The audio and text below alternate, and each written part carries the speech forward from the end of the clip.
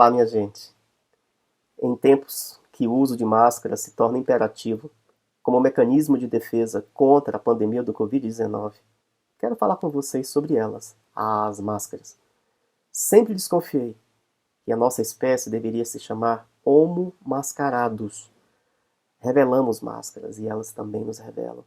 Traço camaleônico e meio que atávico, essa necessidade de camuflagens como condições para a sobrevivência na selva antropofágica das relações humanas. Ninguém é o que parece ser. Nós somos o que somos, a depender das circunstâncias. Algo que já havia provocado o dramaturgo italiano Luigi Pirandello no seu clássico Assim é, se lhe parece, ali pelo início do século XX. Então, máscara pode ser também hipocrisia. E o grego Hipócrates nada tem a ver com isso. Mas aí entra a política e suas máscaras. Aliás, política remonta à Grécia clássica, no século VI a.C., com o surgimento da polis e da superação das explicações míticas sobre o mundo para as explicações fundamentadas na racionalidade. Nesse novo cenário, as decisões, outrora monocráticas, passaram a exigir argumentações, persuasões, no difícil exercício do consenso. Surge então a retórica como aquela habilidade essencial nesse palco de negociações. Surgem igualmente as máscaras da hipocrisia. Se as máscaras são heranças filogenéticas, traços ontogenéticos ou constituições sociogenéticas, nunca o saberemos. Mas somos incrivelmente hábeis nisso. Em qualquer lugar da sociedade humana, lá estamos, com o nosso estoque inesgotável de máscaras com as quais jogamos o tempo todo.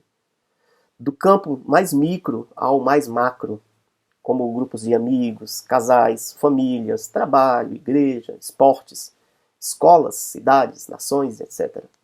Onde quer que haja grupos sociais, haverá desfiles de máscaras. Porque elas, as máscaras, nos protegem. Protegem nossos rostos nas guerras, nos protege nos tratos com as colmeias, no jogo de esgrima, né? Máscaras nos divertem no teatro grego, nos carnavais, nas carrancas. Máscaras são higiênicas, são cirúrgicas, dosam oxigênio a pacientes, são cosméticos faciais. Há também as máscaras dos heróis, mas há também as máscaras dos vilões. Máscaras são também disfarces para o caráter, dissimulação, falsidade. Máscaras ocultam identidades nas ficções e na vida real. Não à toa, já nos recomendava o sábio chinês Confúcio ao dizer: foge por um instante do homem irado, mas foge sempre do hipócrita. São estratégias planejadas para se conseguir êxitos, quer seja no terreno regrado das negociações sociais, seja no território furtivo, no qual vale tudo para planos ardis, pisando a ética, o caráter e os bons costumes. E nesse campo parece que os atores da política se esmeram em ser excepcionais, mascarar nos seus discursos intencionalidades cruéis. Talvez por isso os costumes sejam a hipocrisia de uma nação, como pregava o escritor francês Honoré de Balzac.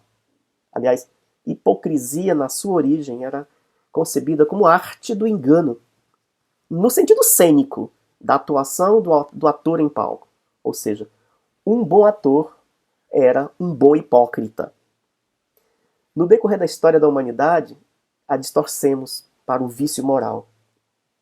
O berço das razões que nos mantém na humilhante posição no ranking de exclusão social não é outro senão a criminosa hipocrisia de promessas de prestígio às políticas públicas, à saúde e à educação, por exemplo.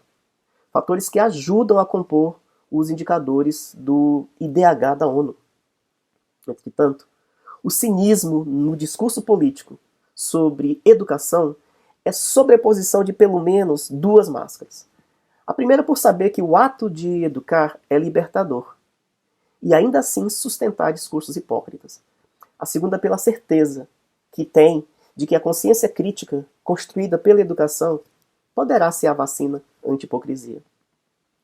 Aprender é condição de libertação. Aprender, diz Paulo Freire, é impregnar de sentidos aquilo que fazemos. Qualquer político conhece como se constroem os mecanismos de manutenção do status quo vigente.